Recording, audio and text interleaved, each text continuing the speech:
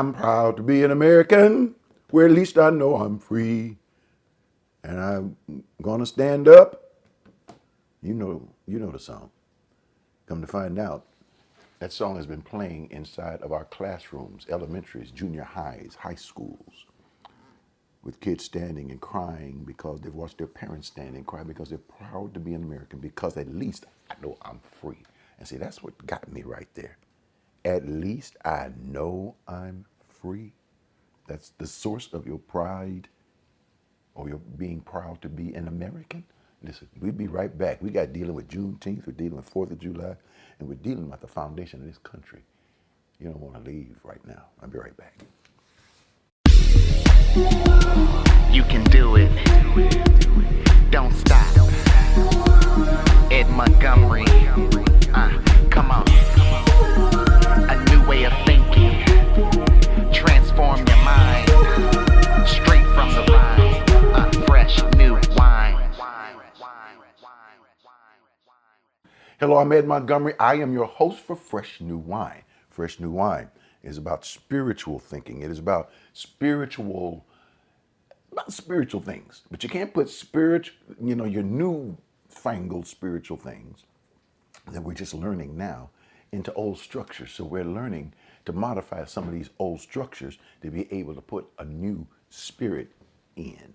So today I'm talking to those of us who are looking to shift our thinking about some things, shift our thinking about our future, where we're going, what's happening in our lives, what's going on around us politically and publicly.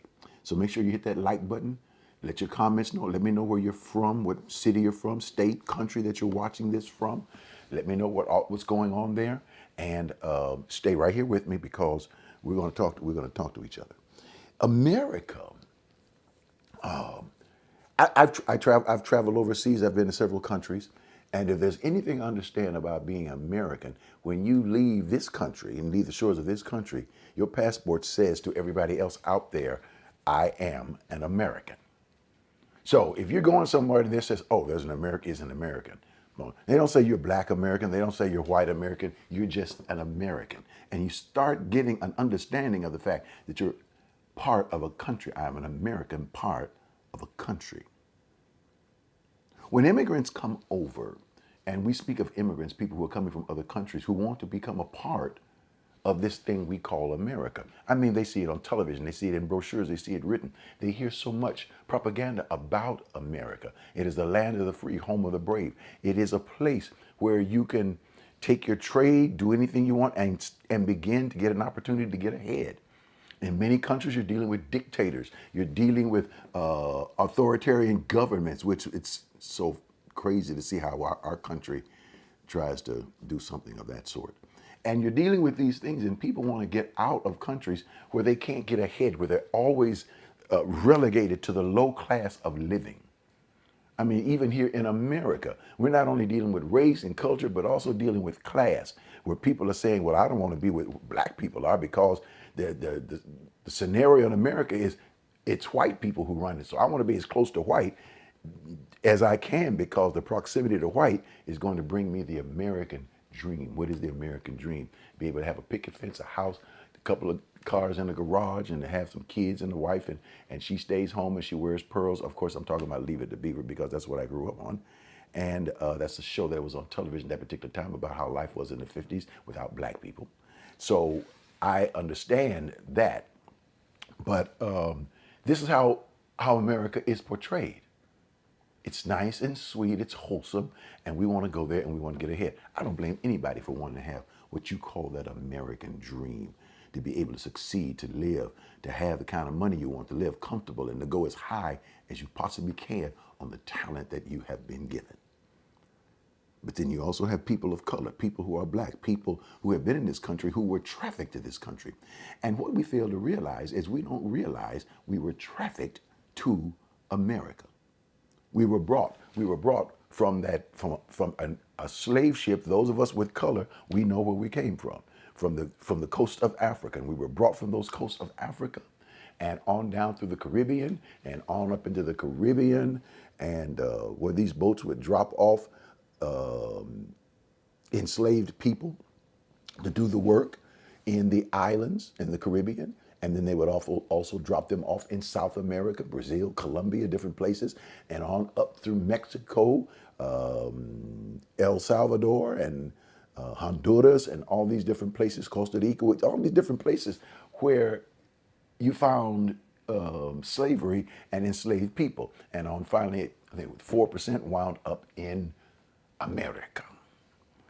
Now, who are these people who colonized? Who are these people who came over into this country and then later on in the 1600s, later in the 1600s, 1670s or 80s, called themselves white? Well, we're looking at these people that were called the Puritans or the separatists. They called themselves the separatists because what they believed in, of course, their skin was lighter. I'm not saying white. It wasn't even white yet. They believed in being separate from the religion of England, being separate from the government. So they got on the boat. There were two boats. There was the Mayflower, there's the Arabellum, and other boats were along with those boats. They got on those boats.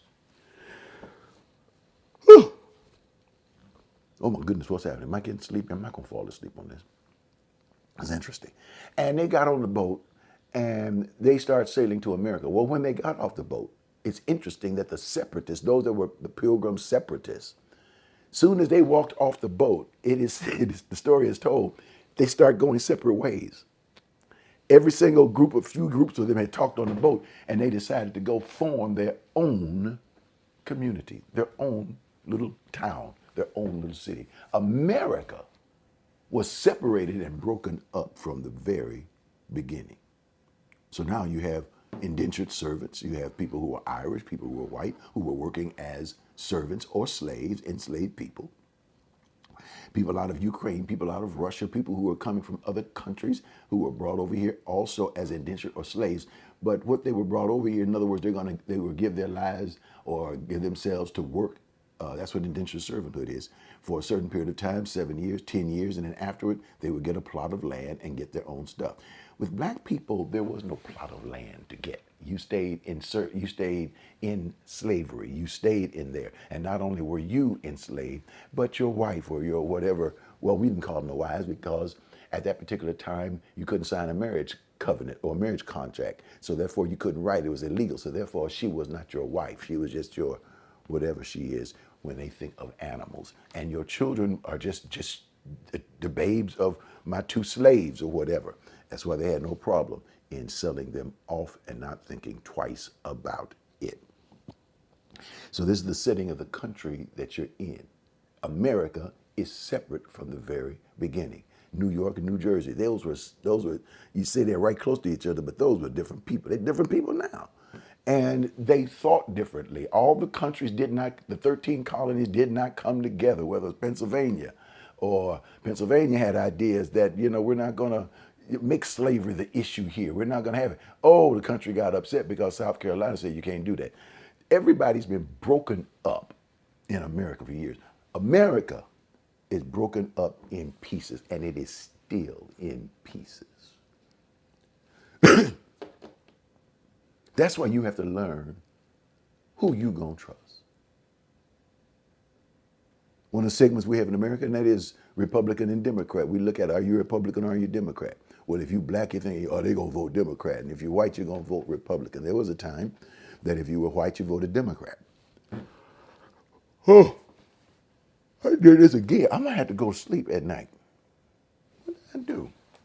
Sleep at night, what did I do?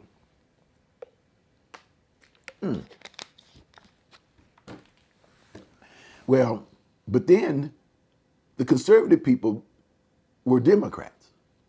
So black people became Republicans.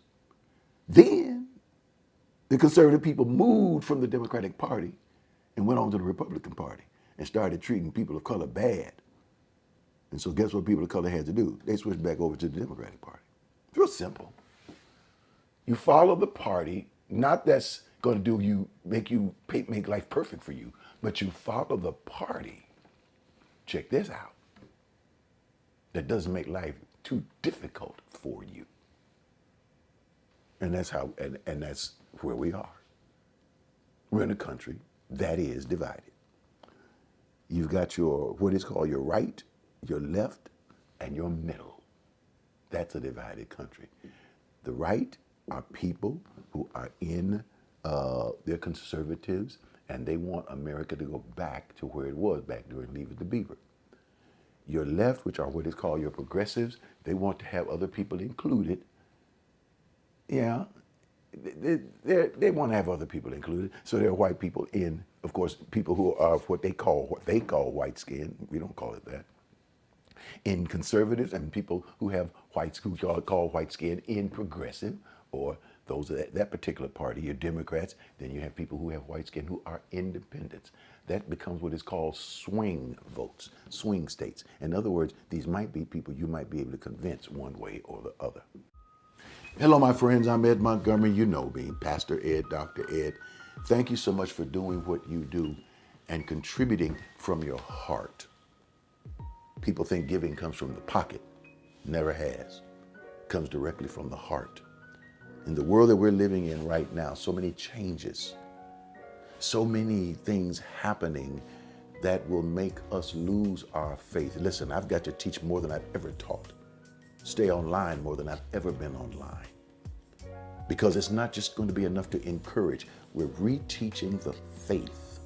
That's right, reteaching the faith. Because we have to begin to strengthen the teaching so that people who've never heard this gospel like this before can hear it and continue to move on. So when you give, you're pushing me and telling me and challenging me to keep going forward. Take a moment, go to myalc.org. That's myalc.org, myalc.org, and go ahead and click that donate button.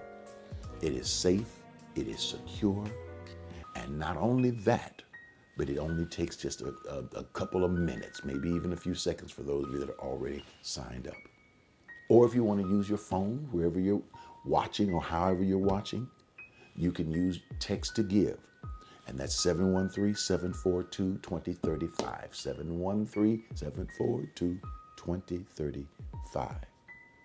Or you can go old school and you can write a check and send it in to Abundant Life Center or Ed Montgomery. It doesn't go into my pocket, it goes into our ministry. 772-300, Houston, Texas, 77215. Thank you, ladies and gentlemen, for what you already do. I am praying for you, and I'm praying the best over your gift and over the offering. And I pray that abundance will continue to flow in your life in so many different ways. It'll warm your heart. God bless you. So here's what we were saying. We were saying people basically just, they were separate. But America, they were all going in all other crazy directions. America has always been like this. But what about us? And when you're black in America, well, I look at the world this way. I am who God created me to be. Whatever I build, I am building whatever world that I want to live in around me. I am shaping and building the world that is around me. And as I expand the world that is around me, that's what I believe. The Genesis teaching teaches us about how Adam and Eve tended the garden. As they tended it, the garden continued to grow because the garden was well fed, well tended. And that's what our worlds do. Our worlds grow until the edge of one of our world touches the edge of somebody else's world. As we get to know that person, we say, hey, I like it. Can our worlds join? And your worlds join. That's what comes out comes marriage, out comes relationship, all these different things. So here we are in this world, we have our world. And so you got people who are color-wise, this world has called them white. But what are they? Are they white Republicans, white Democrats, or white independents? This is what you're going to have to know. You cannot trust white skin. You cannot trust black skin. Put your trust in no man. But you're also going to want to know what kind of person that's calling themselves white is attaching itself to me. Why am I attached to it? Well, we can have different views about, well, there's some views we're not going to have different about. If you're in love with Trump, we're going to have different views. You're going to tell me why. Well, it's the economy. There's no economy scenario. That's another reason. So America being separate has always been. Now we come to Juneteenth. We come to July the 4th. I don't think nobody has to tell me how to celebrate either one of them. I celebrate what I want. I like to celebrate Juneteenth. As far as the 4th of July, people like sparklers and everything. Hey, I grew up with 4th of July because I knew there was going to be a fireworks show at night. I love the fireworks show. That's all I want to celebrate for July 4th, then that's all I want to celebrate. I'm not celebrating founding fathers because they're not my founding fathers. Well, Thomas Jefferson had a black woman in his employ that he enslaved and impregnated, so who knows where the line comes from. But bottom line is, as the founding fathers of whatever this Declaration of Independence was, and we know slave issues were scratched out of the Declaration of Independence from the very beginning. They didn't want to deal with the issue because they wanted to keep their slaves. It became monetary, it became capitalism, it became power. And so this goes on and on and on. One on top of another, one generation on top of another. And if we think we had chances to throw this bull out of our country, when Obama went into office, just before he came out, we could have thrown it out of our country. We could have thrown it out of our country. The civil rights march, we could have thrown it out of our country. But you know what? We wanted to keep it. And we began, and the people on the right began to develop all these concepts called lost cause, and the right South will rise again. And we didn't really do anything. We didn't lose the Civil War.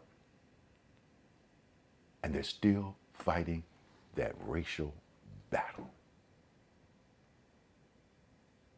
It's going to be important that you understand history and who you are.